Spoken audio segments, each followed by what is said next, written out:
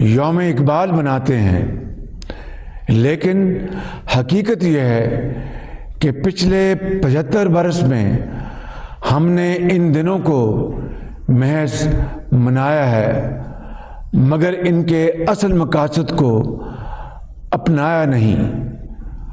پاکستان کو ایسا نہیں بنایا جسے دیکھ کر خود ہمارا دل یہ گواہی دے کہ قائد اور لاکھوں شہداء کی روحیں مطمئن اور آسودہ ہوں گی۔ اسی لیے یوم آزادی کے موقع پر میرا دل مسرور بھی ہے اور بے چین بھی۔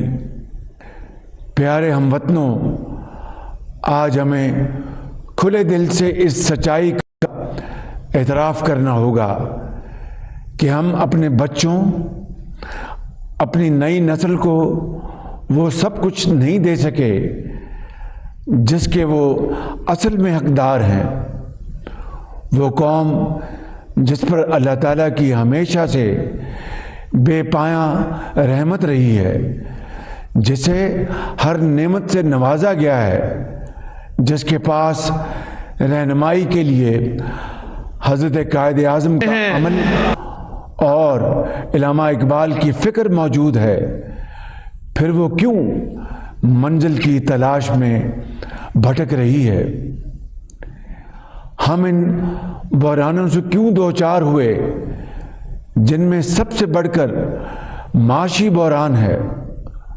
مگر پہلے اس جذباتی بحران کا ذکر کرنا چاہوں گا جس کا آج ہمیں سامنا ہے۔ یہ بحران خودی، خودداری، خود اعتمادی پر ہمارے یقین کا متزلزل ہونا ہے، جس کے اثرات آج ہمارے قومی وجود کو اپنی لپیٹ میں لیے ہوئے ہیں۔ حالانکہ ہمارا قومی کردار جذبے، ہمت، محنت اور کر دکھانے سے عبارت ہے، جس کا سب سے بڑا ثبوت خود پاکستان کا قیام ہے۔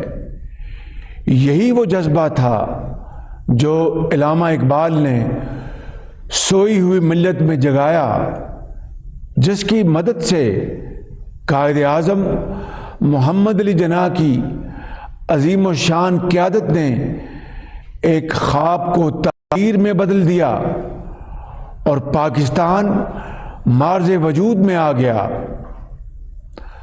تعمیر پاکستان کے اس مشن کو ہماری قومی سیاسی قیادت نے جمہوری اور آئینی جدوجہد کے ذریعے آگے بڑھایا۔ حقائق سے نظریں نہیں چرائیں، ہوش مندی سے سچائی کا سامنا کیا اور شدید مالی، انتظامی اور ہر طرح کے مسائل کا صبر، استقامت اور دانش مندی سے مقابلہ کیا۔ قوم کو متفقہ آئین دے کر ایک قومی ایجنڈے پر اکٹھا کیا، ادارے بنائے، معیشت، زراعت، صنعت کو ترقی دی، قوم کو روزگار دیا اور پاکستان کو دنیا میں قابل عزت بنایا۔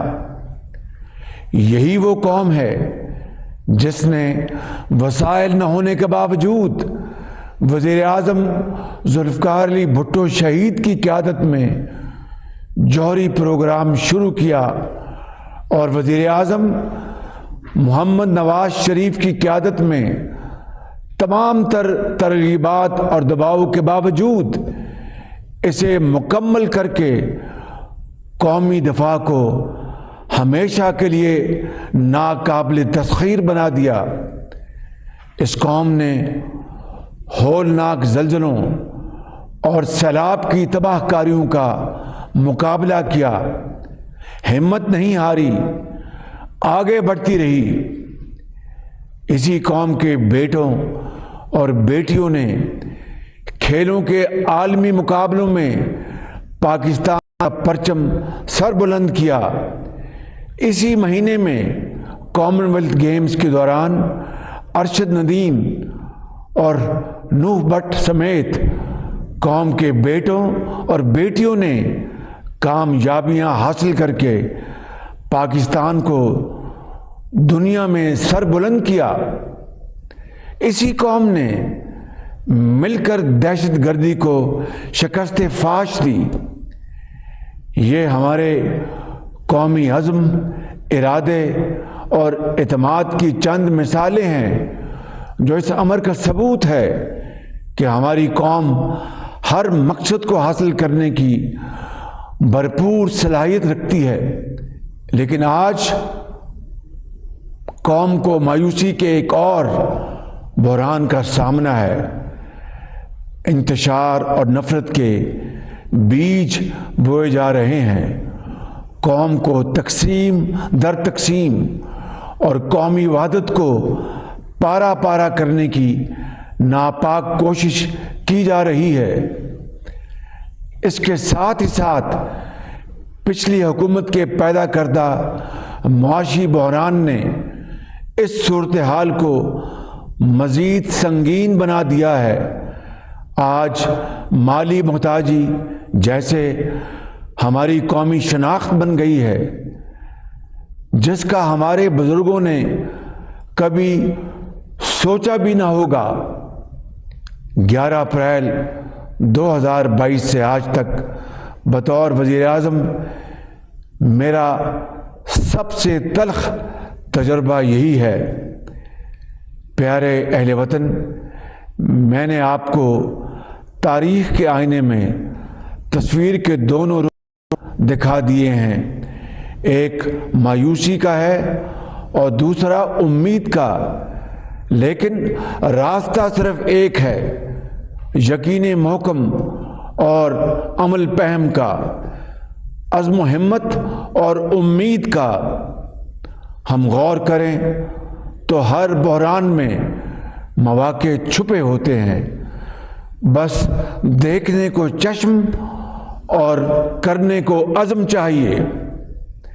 اس جدوجہد کی ابتدا ہم کر چکے ہیں۔ ہم نے اللہ تعالیٰ کے فضل و کرم سے مختصر وقت میں ملک کو معاشی بحران سے نکالنے کے لیے دن رات محنت کی، جو اب بھی جاری ہے، جس کی وجہ سے پاکستان معاشی طور پر دیوالیہ ہونے سے بچ گیا، الحمدللہ۔ مجھے آتا ہے کہ سابق حکومت نے 48 ارب ڈالرز کا پاکستان کی تاریخ کا سب سے بڑا تجارتی خسارہ چھوڑا ہے۔ اس خسارے کو کم کرنے کے لیے ہمیں دوست ممالک اور عالمی مالیاتی اداروں سے قرض لینا پڑا ہے۔ کیا یہ ہے حقیقی آزادی؟ سابق حکومت نے صرف 3.25 سال میں 20,000 ارب روپے کا تاریخ کا سب سے بڑا قرض لیا، جس کے سود کی ادائیگی بھی محال ہو چکی ہے۔ کیا یہ ہے حقیقی آزادی؟ 2017-18 میں ہم پاکستان کو گندم میں خود کفیل چھوڑ کر گئے تھے۔ آج پچھلی حکومت کی مجرمانہ غفلت کے نتیجے میں ہم اربوں ڈالر کی لاگت سے گندم باہر سے منگوانے پر مجبور ہیں۔ کیا یہ ہے حقیقی آزادی؟ پچھلی حکومت نے کرپشن، سنگین اور مجرمانہ غفلت کرتے ہوئے LNG کا کوئی بھی طویل المدتی معاہدہ نہیں کیا، جو اس وقت انتہائی سستے داموں مل رہی تھی۔ آج لوڈ شیڈنگ اور مہنگی بجلی کی بنیادی وجہ یہی ہے۔ کیا یہ ہے حقیقی آزادی؟ کیا میں یہ پوچھ سکتا ہوں کہ پچھلی حکومت نے کس کے اشارے پر سی پیک کے منصوبوں کو بند کر کے پاکستان کی معیشت کو ناقابل تلافی نقصان پہنچایا؟ کیا یہ ہے حقیقی آزادی؟ عزیز اہل وطن، ہماری معاشی پالیسیوں کے نتیجے میں غیر ضروری امپورٹس کو سختی سے کنٹرول کیا گیا ہے، جس کے نتیجے میں آج پاکستانی روپیہ دن بدن مضبوط ہو رہا ہے۔ سادگی کو اپناتے ہوئے ہم خوددار قوموں کی طرح اپنے وسائل پر انحصار کریں گے۔ اربوں ڈالر خرچ کر کے ہم باہر سے تیل اور گیس منگوا کر مہنگی بجلی پیدا کرتے ہیں۔ اس کی جگہ ہم نے ہزاروں میگا واٹ سولر انرجی کے منصوبے لگانے کا فیصلہ کیا ہے۔ اس سے ایک طرف اربوں ڈالر کی بچت ہوگی کیونکہ مہنگا تیل اور گیس نہیں منگوانی پڑے گی، اور دوسری طرف عوام کو سستی بجلی بھی مہیا ہوگی انشاءاللہ۔ ہم نے تہیہ کیا ہے کہ پاکستان کو معاشی خود انحصاری کے راستے پر لے کے جائیں گے، کیونکہ معاشی آزادی کے بغیر آزادی کا تصور ناممکن ہے۔ اسی لیے میں نے اپوزیشن لیڈر کے طور پر مساق معیشت کی پیشکش کی تھی، اور بطور وزیر اعظم آج ایک مرتبہ پھر خلوص دل سے اس کا اعادہ کر رہا ہوں، اس کی پیشکش کر رہا ہوں۔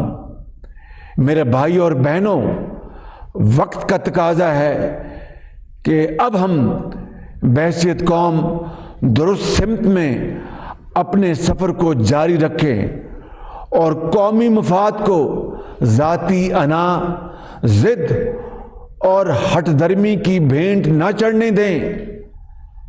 ہمیں یاد رکھنا چاہیے کہ حقیقی سیاسی قیادت الیکشن پہ نہیں، آنے والی نسلوں کے مستقبل پہ نظر رکھتی ہے۔